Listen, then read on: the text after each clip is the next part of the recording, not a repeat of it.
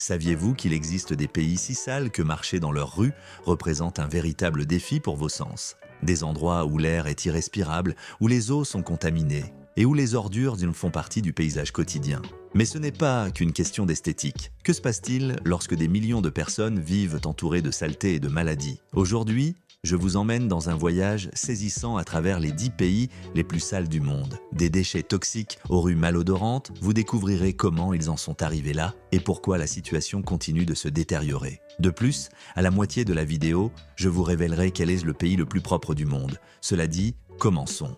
Au numéro 10, un pays dévasté par la guerre, la Syrie. La Syrie est célèbre pour son histoire millénaire et sa richesse culturelle. Damas, considérée comme l'une des plus anciennes villes du monde, est remplie de récits relatifs aux civilisations anciennes, aux routes commerciales et à l'empreinte indéniable laissée par des empires tels que l'Ottoman et le Romain. Elle est également connue pour ses textiles, sa gastronomie et l'impressionnant patrimoine archéologique qu'abritent des lieux comme Palmyre. Cependant, après plusieurs années de conflits, la réalité de nombreuses régions syriennes est devenue désolante. Les rues, autrefois animées par leurs marchés et leur effervescence culturelle, sont aujourd'hui jonchées de décombres, de déchets et, dans le pire des cas, de cadavres résultant de la violence et du manque d'infrastructures adéquates. L'eau potable se fait rare, l'accès au système d'assainissement est précaire et, avec la destruction d'une partie des installations de gestion des déchets, les gens se retrouvent souvent à vivre au milieu de tas d'ordures. Les statistiques concernant les maladies liées à la contamination et à l'insalubrité sont alarmantes. Des organismes internationaux signalent une hausse drastique des cas de choléra, de fièvre typhoïde et d'autres infections intestinales dans les zones dépourvues de réseaux d'égouts fonctionnels. Selon les estimations de l'Organisation mondiale de la santé, des milliers de décès par an en Syrie pourraient être liés au manque d'eau propre et au contact avec les déchets. Imaginez-vous marcher dans des rues poussiéreuses avec une fumée de combustion non filtrée, des restes d'explosions et la désespérance de ne pas trouver d'hôpital correctement équipé. C'est la réalité de nombreux Syriens qui, face aux ravages de la guerre, en sont venus à vivre dans un environnement où la saleté s'est banalisée. Au numéro 9, République centrafricaine. Cette nation enclavée au cœur de l'Afrique est connue pour sa richesse naturelle considérable. Il existe des parcs nationaux où vivent des éléphants, des gorilles et d'autres espèces menacées. On y trouve également des formations géologiques uniques ainsi qu'un sous-sol renfermant des diamants et de l'or. Sur le papier, la République centrafricaine est un joyau écologique.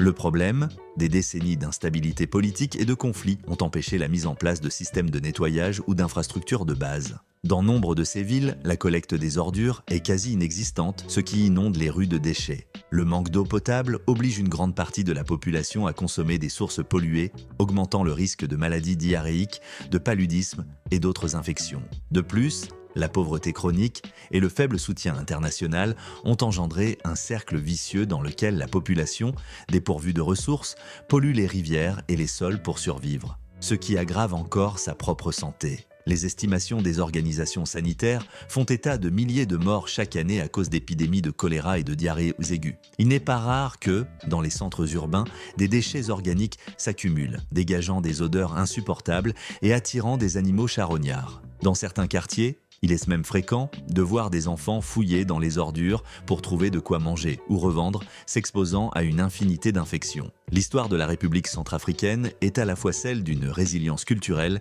et d'une nature grandiose, mais aussi celle d'un système fragile qui l'a placé au seuil de la catastrophe environnementale. Au numéro 8, Mongolie. La Mongolie est mondialement reconnue pour ses vastes steppes, pour l'héritage de Gengis Khan et pour sa remarquable tradition équestre. Pour de nombreux voyageurs, c'est la dernière grande frontière de l'Asie, avec des paysages inhospitaliers qui émerveillent un quiconque les visite. Cependant, en hiver, la situation dans sa capitale, Oulan-Bator, est critique. Le froid extrême contraint des millions de personnes à utiliser du charbon de basse qualité et du bois comme combustible pour se chauffer, générant un nuage de pollution pouvant rivaliser avec celui des grandes métropoles industrielles. Le résultat est un air lourd, chargé de particules PM 2,5 et PM 10, considérées comme hautement nocives pour la santé. Des données d'organismes environnementaux indiquent que la concentration de ces particules pendant les mois les plus froids peut dépasser plusieurs fois la limite jugée sûre par l'OMS. Cela provoque une hausse des maladies respiratoires. Le smog est si dense que parcourir la ville devient un calvaire pour ceux qui ne sont pas habitués à ce niveau de pollution. De plus, les infrastructures de gestion des déchets ne sont pas optimales dans les zones périphériques. de sorte que les décharges à ciel ouvert peuvent se développer sans contrôle, dégageant une puanteur qui enveloppe des communautés entières. Savoir qu'un lieu si majestueux est en train de succomber à la pollution nous fait réfléchir à la façon dont le développement, s'il n'est pas planifié avec responsabilité, peut nuire à la santé de tout un pays. Au numéro 7. Afghanistan. Historiquement, l'Afghanistan a été un carrefour de la route de la soie, avec un patrimoine culturel extrêmement riche qui va de la poésie mystique à des forteresses impressionnantes en plein désert. Ce pays a vu naître des héros légendaires ainsi que d'anciennes traditions musicales et artistiques. Mais si l'on pose aujourd'hui le pied dans ces rues, en particulier à Kaboul, la capitale, on est confronté à un panorama désolant. Des années de guerre et le manque d'attention gouvernementale ont donné lieu à des montagnes de déchets qui ne sont jamais ramassés. Il n'est pas rare de trouver des animaux morts dans les rues. Et le manque d'eau potable pousse la population à s'approvisionner dans des puits contaminés. Les restrictions et l'extrême pauvreté font que, pour de nombreuses familles, l'alimentation et l'assainissement passent au second plan. Selon l'UNICEF, des centaines d'enfants meurent chaque année de maladies liées à la consommation d'eau insalubre et au contact avec des déchets en décomposition. En outre, la pollution de l'air, aggravée par les affrontements constants et la combustion de combustibles de mauvaise qualité, remplit les poumons des gens de suie. Lorsque la population était privée de services de santé et d'éducation, il est presque impossible de créer une conscience quant à la propreté de l'environnement. Et encore moins de mettre en place des systèmes garantissant la collecte des déchets. Vous vous demandez sans doute si la situation est si grave en Afghanistan, qu'en est-il des pays dont nous allons parler ensuite? Au numéro 6, Irak. L'Irak, autrefois berceau de civilisations brillantes comme la Mésopotamie, patrie de villes légendaires telles que Babylone, se targue d'avoir été un foyer de connaissances, d'astronomie et d'ingénierie durant l'époque islamique médiévale. Toutefois, depuis des décennies, il est plongé dans des conflits qui ont ravagé ses infrastructures. Résultat, les rues de Bagdad et d'autres villes sont envahies par des décharges improvisées. Et la combinaison de l'insécurité et de l'absence d'un gouvernement central puissant conduit à une quasi-inexistence de l'entretien et de la propreté. Il n'est pas rare de trouver des canaux d'eau stagnantes remplis de déchets et d'une odeur de putréfaction perceptible à plusieurs mètres de distance. Les coupures d'électricité contraignent la population à utiliser des générateurs diesel, ce qui remplit l'air de fumée et de microparticules, aggravant les taux d'asthme et d'affections pulmonaires. D'après le Comité international de la Croix-Rouge, une partie significative de la mortalité infantile en Irak est due à des maladies diarrhéiques et respiratoires provoquées par la saleté et l'insalubrité généralisée. Ajoutons à cela les déchets militaires et la contamination par des produits chimiques qui subsistent après des années de conflits et de bombardements. On se demande inévitablement comment des millions de personnes survivent dans un environnement soumis à autant de menaces quotidiennes. Nous sommes déjà à la moitié. Chose promise, chose due. Quel était le pays le plus propre du monde? Indice, c'est un pays très froid. Oui, il s'agit de la Finlande. Selon l'OMS, c'est le pays avec la meilleure qualité de l'air, l'eau potable la plus sûre et de vastes zones vertes. Vous voulez savoir pourquoi? Nous le révélerons à la fin de la vidéo. Au numéro 5, Nigeria. Connu mondialement pour sa puissante industrie cinématographique appelée Nollywood, ainsi que pour sa musique afrobeat riche et la littérature d'auteurs tels que Chinua Achebe, le Nigeria est de la plus grande économie d'Afrique. Cependant, ce potentiel économique ne s'est pas traduit par une infrastructure adéquate, permettant de gérer les déchets d'une population qui dépasse 200 millions d'habitants. Des villes comme Lagos et Onitsha connaissent des niveaux de pollution de l'air presque insupportables pendant la saison sèche et leurs eaux sont saturées de déchets chimiques et industriels. Les quartiers défavorisés de Lagos, situés dans des lagunes ou des canaux, sont submergés par les ordures. Les gens vivent littéralement sur des restes de plastique, des métaux oxydés et de la matière organique en décomposition. Certaines ONG indiquent que la pollution de l'eau potable cause la mort d'au moins 150 000 Nigérians par an à cause de maladies d'origine hydrique. En outre, les endroits où sont brûlés les déchets électroniques sont devenus l'un des pires foyers de pollution. Des substances toxiques comme le plomb et le mercure, y sont libérés, pouvant causer des dégâts irréversibles au système nerveux. On reste sidéré de constater que la richesse pétrolière du Nigeria coexiste avec une extrême précarité des services de nettoyage de base et un chaos environnemental qui se traduit par de nombreuses vies arrachées. Continuons, car la 4e place de cette liste présente un tableau encore plus sombre. Au numéro 4, Tchad. Le Tchad est connu pour le spectaculaire lac qui porte son nom et pour ses déserts et savanes impressionnants où vivent des girafes, des éléphants et des lions. Toutefois, la majorité de sa population vit dans une pauvreté extrême avec moins d'1 $ par jour et un accès très limité aux services de santé et à l'éducation. Dans les zones urbaines, les ordures s'entassent dans les rues, se mêlant à des animaux morts et à des déchets humains en raison de l'inexistence de réseaux d'égouts. Des organisations humanitaires indiquent que ces dernières années, il y a eu des épidémies directement liées au manque d'hygiène et d'assainissement, comme le choléra. On estime qu'une forte proportion des décès infantiles au Tchad est liée à des infections gastro-intestinales aggravées par la consommation d'eau contaminée. Une odeur de putréfaction règne dans certains quartiers et la plupart des gens ne disposent même pas de masques pour se protéger de la poussière qui se mêle aux montagnes de déchets. À chaque pas, il devient évident que ces endroits souffrent non seulement de pauvreté, mais aussi d'une combinaison de facteurs historiques, politiques et même coloniaux. Si vous vous demandez comment se termine cette liste, ne bougez pas. Car nous allons maintenant parler d'un pays où la dévastation environnementale et la saleté se rejoignent de façon particulièrement frappante. Au numéro 3, Inde. L'Inde est un pays de plus de 1,3 milliard d'habitants. Elle est connue pour sa culture vibrante, ses festivals hauts en couleurs, sa gastronomie inégalable et son passé historique qui inclut de grands empires et des merveilles architecturales comme le Taj Mahal. Cependant, l'industrialisation rapide et l'urbanisation incontrôlée dans des villes comme Delhi, Mumbai et Calcutta ont conduit à l'un des plus grands chaos environnementaux de la planète. La pollution de l'air à Delhi atteint parfois des niveaux tels que les écoles doivent fermer à certaines périodes de l'année et la visibilité peut être si réduite qu'il est dangereux de conduire. En outre, l'Inde abrite certains des fleuves les plus sacrés du monde, comme le Gange, qui est malheureusement aussi l'un des plus pollués. Chaque année, des tonnes de déchets industriels, chimiques et même des cadavres sont jetés dans son lit, créant un foyer d'infections et de maladies qui touchent des millions de personnes l'utilisant pour se baigner et boire. La gestion des ordures n'est pas moins grave.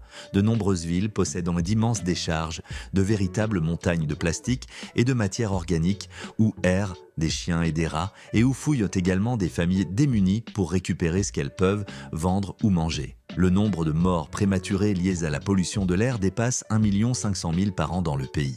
De plus, l'absence de toilettes pour une grande partie de la population rurale et urbaine défavorisée entraîne des scènes où les rues servent de latrines à ciel ouvert, favorisant la propagation de maladies. En somme, l'Inde illustre la complexité d'un géant qui progresse de façon spectaculaire en matière de technologie et de science, sans toutefois parvenir à offrir quelque chose d'aussi basique que des rues propres et de l'air respirable à la majorité de ses citoyens. Au numéro 2, Pakistan. Le Pakistan, avec sa riche histoire allant de la civilisation de la vallée de l'Indus à des monuments religieux dédiés à l'islam, l'hindouisme et le sikhisme, ainsi que ses paysages majestueux comme les sommets du Karakoram, est aujourd'hui confronté à un grave problème de pollution. Des villes comme Karachi et Lahore enregistrent des taux de pollution atmosphérique extrêmement élevés, notamment en hiver, lorsque le smog devient oppressant et dangereux pour la santé. La gestion des déchets est presque inexistante dans les quartiers pauvres, où la population cohabite avec des montagnes d'ordures qui finissent souvent par bloquer les canaux d'évacuation des eaux de pluie. Lors de la saison des pluies, les inondations deviennent plus dévastatrices parce que l'eau ne peut s'écouler à travers ces tas d'immondices. Les problèmes touchent aussi l'eau potable, puisqu'on estime qu'environ un tiers de la population n'a pas accès à une eau propre, favorisant la propagation du choléra, de l'hépatite et d'autres infections. Selon des estimations locales, au moins 100 000 décès par an sont liés au manque d'hygiène et à l'insalubrité extrême. Il est impressionnant de penser qu'un pays doté d'un tel patrimoine culturel et naturel puisse traîner autant de misère environnementale. Je vous invite à rester jusqu'à la fin car ce premier rang est sans doute l'exemple le plus marquant d'un territoire où la saleté semble avoir pris vie. Quel pays pensez-vous occupe le numéro 1? Tu as une idée?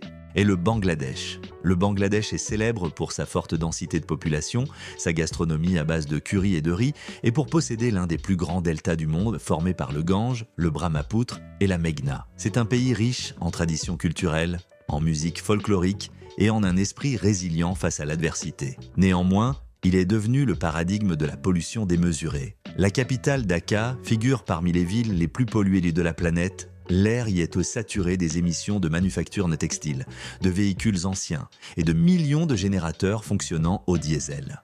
De plus, la gestion des déchets y est si précaire que presque toute la ville sent la décomposition des ordures mêlée à des eaux stagnantes. Pour beaucoup, se déplacer à pied implique d'éviter des montagnes de détritus et des flaques dégageant des odeurs sulfuriques. Selon l'OMS, la pollution de l'air au Bangladesh provoque plus de 160 000 décès prématurés chaque année. Par ailleurs, les usines de teinture et les tanneries déversent leurs produits chimiques dans les rivières et les canaux où les communautés pêchent et s'approvisionnent en eau. Le résultat, des flambées de maladies comme le choléra et d'autres affections diarrhéiques auxquelles s'ajoutent des problèmes de peau et des malformations liées à l'exposition prolongée aux métaux lourds. On voit des images du Bangladesh et on en est bouleversé. Des gens vivant dans des taudis bâtis au milieu de décharges, des familles entières se baignant dans des eaux toxiques et un air si trouble que l'on aperçoit d'à peine le ciel. Dans ce contexte, on comprend aisément pourquoi ce pays occupe la première place de cette liste des pays les plus sales. Nous voici arrivés à la fin.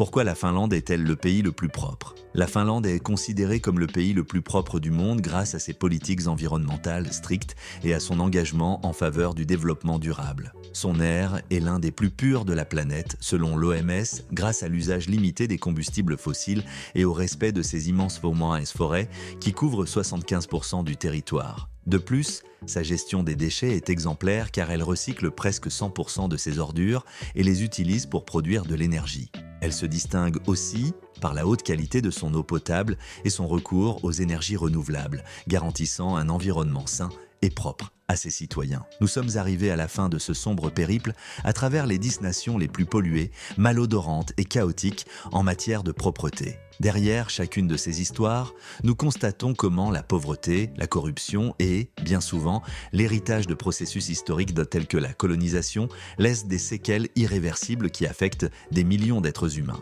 Chaque pays fait face à son propre dédale de causes et d'effets, d'aides extérieures, politiques inefficaces, conflits armés, infrastructures limitées, surpopulation. La liste des raisons est aussi vaste que tragique. En conclusion, la saleté et la pollution ne sont pas de simples problèmes esthétiques. Elles tuent des personnes, détruisent des écosystèmes et perpétuent des cercles de pauvreté qui semblent sans fin. Des millions de morts par an pourraient être évitées si des solutions allant de l'éducation de base en matière d'hygiène à de vastes plans de gestion des déchets et de traitement de l'eau étaient mises en œuvre. Cependant, il faut reconnaître que peu de gouvernements et peu d'entreprises sont prêts ou capables de consacrer les ressources nécessaires pour résoudre le problème en profondeur. Et maintenant que nous sommes arrivés ici, il ne me reste plus qu'à vous remercier de m'avoir accompagné dans ce voyage qui, je l'espère, vous aura donné une perspective plus profonde de l'ampleur de la pollution et de l'importance de ne pas détourner le regard. Si vous avez trouvé tout cela intéressant, je vous invite à laisser un j'aime et à vous abonner, car il y a encore beaucoup d'histoires à raconter et de réalités qui méritent d'être entendues. Aidez-nous à faire passer ce message plus loin pour qu'ensemble, un jour, nous puissions aspirer à une planète plus propre et plus digne pour tous ses habitants. Merci d'avoir été là.